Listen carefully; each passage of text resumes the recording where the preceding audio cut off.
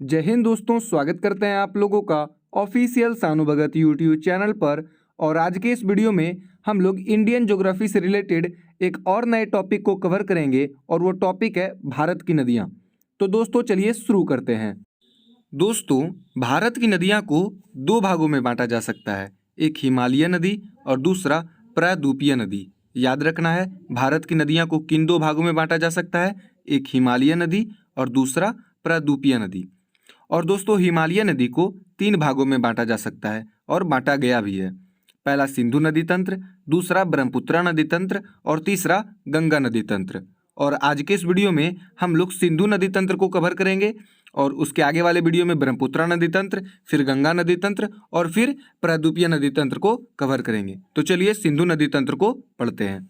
दोस्तों, सिंधु नदी तंत्र के नाम से ही क्लियर है कि यहाँ पर जो मुख्य नदी होगा वो कौन सा नदी होगा, तो वो सिंधु नदी होगा और बाकी जितने भी नदी हैं वो इसके सहायक नदी होंगे। दोस्तों, सिंधु नदी का उद्गम स्थल है चीन के तिब्बत में मानसरोवर झील। ये दोस्तों चीन के तिब्बत में जो मानसरोवर झील है वहाँ से निकलता है और ये अरब सागर में जाके मिल जाता है। तो इसका उद्गम स्थल क्या हो गया, तिब्बत का मानसरोवर झील, और इसका मुहाना क्या हो गया, अरब सागर। और इसके सहायक नदी हैं झेलम, चिनाब, रावी, ब्यास और सतलज। दोस्तों, आप लोग को यहाँ ट्रिक से याद रखना है कि आप लोग देखिए कि सबसे ऊपर वाला जो नदी है, आप लोग यहाँ मैप में देखिए, जो कि मानसरोवर झील से मुख्य नदी है सिंधु नदी, वो जो है 100 से शुरू होता है। और सबसे नीचे वाला नदी सतलज नदी, ये भी 100 से शुरू होता है। दोस्तों, इसको सीरीज वाइज लिखिएगा तो ही ये सही होगा, वरना ये गलत हो जाता है। ठीक है। सिंधु नदी तीन देशों से होकर बहती है, चीन, भारत और पाकिस्तान। सिंधु नदी चीन के तिब्बत में मानसरोवर झील से निकलकर भारत के लद्दाख में प्रवेश करती है, फिर यहाँ से पाकिस्तान होते हुए अरब सागर में गिर जाती है। ठीक है, याद रखना है, ये मानसरोवर झील से निकलकर कहाँ पहुँचती है, तो भारत के लद्दाख में पहुँचती है, फिर पाकिस्तान होते हुए अरब सागर में गिर जाती है। दोस्तों, सिंधु नदी तंत्र में दो नदियाँ ऐसी है जो कि तिब्बत से आती है। तो याद रखने में आप लोग को यहाँ बेहद आसानी होगा कि सिंधु नदी तंत्र में वो दो नदियाँ ऐसी है जो तिब्बत से आती है, और वो कौन कौन सी है, तो सिंधु नदी और सतलुज नदी।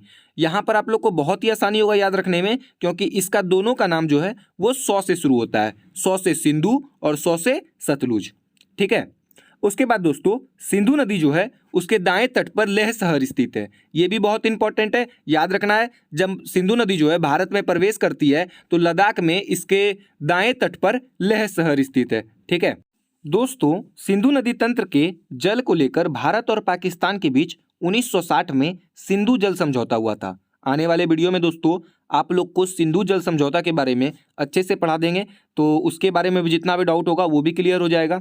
दोस्तों, सिंधु नदी तंत्र को लेकर भारत और पाकिस्तान के बीच 1960 में सिंधु जल समझौता हुआ था, जिसे हम लोग इंडस रिवर ट्रीटी कहते हैं। ठीक है। और इस संधि पर भारत के तत्कालीन प्रधानमंत्री, उस समय के जो तत्कालीन प्रधानमंत्री थे जवाहरलाल नेहरू, और पाकिस्तान के तत्कालीन राष्ट्रपति अयूब खान ने दस्तखत किए थे, जिसमें सिंधु, झेलम और चिनाब नदी जो था उस पर पाकिस्तान का अधिकार होगा, और रावी, ब्यास और सतलुज नदी जो था उस पर भारत का अधिकार होगा। लेकिन दोस्तों, यहाँ पर सिंधु, झेलम और चिनाब नदी पर जो है भारत अपना इलेक्ट्रिक वाला जो जिससे पानी से जो बिजली बनता है वो यहाँ पर लगा सकता था। ठीक है। पानी वाला बिजली वाला प्लांट यहाँ पर इंस्टॉल कर सकता है भारत, उसमें कोई दिक्कत नहीं है, लेकिन भारत इस पर रोक नहीं लगा सकता, पानी को रोक नहीं सकता है। ठीक है, याद रखना है। चलिए आगे पढ़ते हैं। अब है दोस्तों चिनाब नदी। दोस्तों, चिनाब नदी जो है वो सिंधु नदी तंत्र का एक प्रमुख नदी है, और इसका उद्गम स्थल है बारालाचा दर्रा, जो कि हिमाचल प्रदेश में है।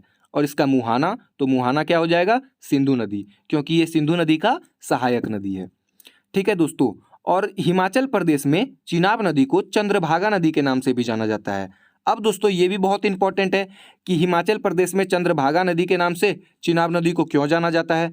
तो दोस्तों, हिमाचल प्रदेश में जो है चंद्र नाम का एक नदी है और भागा नाम का एक नदी है, और दोनों मिलकर चिनाब नदी बनता है, इसलिए यहाँ पर इसे चंद्रभागा के नाम से भी जाना जाता है। ठीक है। और चिनाब नदी सिंधु नदी का सबसे बड़ा सहायक नदी है, ये भी बहुत इंपॉर्टेंट है। चिनाब नदी सिंधु नदी की सबसे बड़ी सहायक नदी है। ठीक है। तो आशा करते हैं आप लोग को ये वीडियो अच्छा लगा होगा। मिलते हैं आपसे अगली वीडियो में। आज के लिए बस इतना ही। लेकिन दोस्तों, अगले वीडियो में आप लोग को ब्रह्मपुत्रा नदी तंत्र के बारे में बता देंगे। तो धन्यवाद।